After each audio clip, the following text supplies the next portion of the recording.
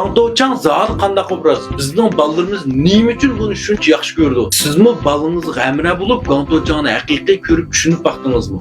Bundaq desam 80-90 yillarning hammasi hozir karton filmlarning faqat tayini yo'q. Biz vaqt ko'rgan karton filmlarga o'xshamaydi deyish mumkin.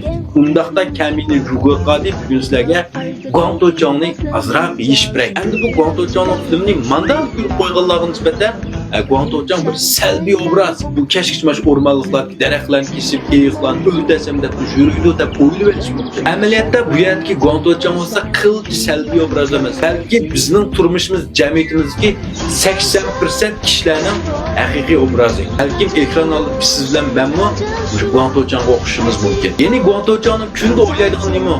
Kunda qanday qilib ko'parak pul topaman, qo'sqimni to'yg'izaman, daraxtni chiqarib kelsam niloban chiqarib pul uraman, yoki sayohatlarni qiziqtirib akilib bir amallarni chiqarib pul topaman. Guangdouchangning o'ylaydigani mana shu. Ajaba siz bilan biz buni o'ylaymizmi? Siz bilan biz bu qanday qilib ko'parak pul topaman deb nima-nimalarni qilib baqmadi. Qarsak, sizlar bu miltig'ini ko'tarib, shunlarga hujum qiladi, ularni suhbatmoqchi bo'ldi. Biroq Guangdouchangni o'qib, bular qat'iy tegmaydi.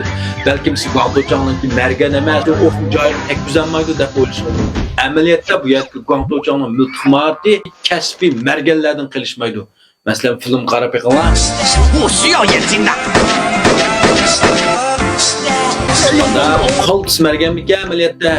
Shunda shunlarni bir payoqla ujuqtira oladi. Biroq buning ko'ngli yumshoq. Ularni qasddan so'qmagan, faqat qo'rqitib qochirib olsamni bo'ldi deb o'ylaydi. Guangdouchang amaliyotda siz bilan bizga o'xshash oila sharoiti ancha yaxshi bo'lmagan, chiroy turqumi, bilim saviyasimi odatlikcha, o'zining bir tayindigan tayanchi yoki yo'lindigan yo'lanchigim bo'lmagan, butunlay o'zining kuchiga tayinib pul tepib, qo'sig'ini to'yg'izishni maqsad qilayotgan bir kishi. Biroq tanlamay amalimiz yo'q. Amaliyotda ishda hech qaysimiz Guangdouchangdek bardoshlik qila olishimiz notayin. Endi bu karton film qarsanglar bu yerda Guangdouchang Liloban deb ishlaydi. Lekin bu yerda Liloban har yo'q bilan ba'zi sabablarni u ishlarni tepib, bu yerda Guangdouchangning maoshini tutib qoldi, mukofotini tutib qoldi, telefonni vaqtlaydi, tillaydi.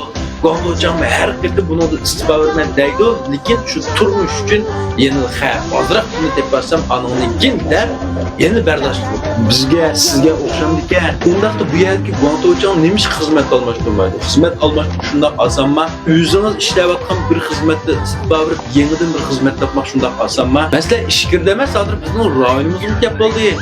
Oliy maktab o'qigan bunko'sonlarning asosan innovati yo'q. Voy, bunko o'qisa deb chaqirib bir odam ishlatib ketmaydi. Yangi sonlarningmi hozir ancha bak e'tibor qilmadi. Burun yangi son o'qituvchisi voy deb qildigacha hozir yangi sonlarning o'ziningmi xizmat topmag'i ancha oson emas. Bularmi ma'murlik imtihonini berdi yoki shirkatlarda ishlaysiz bola shu shirkatlarga tarjimonlar bir ishlasam bo'ldi deydi. Endi boshliqcha, doktorlikcha o'qiganlarning haqiqatan innovati bor.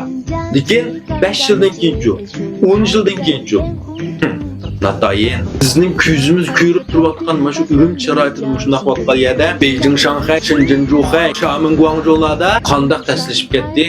Shular o'z bilib. Qaranglar, xizmat izlash, yeni xizmat tepish, daraxt kesishdimi tasdiqlaydi. Bunda bo'lsa endi bu filmni ko'rgandan keyin o'maq balangiz bilan birga o'tirib, Guangdouchangni tang ko'rib baqsangiz, mening deganlarimni yetib qolasiz. Yoqtirgan do'stlar, bir dona yaxshi yurganlarni aytmanglar. Rahmat.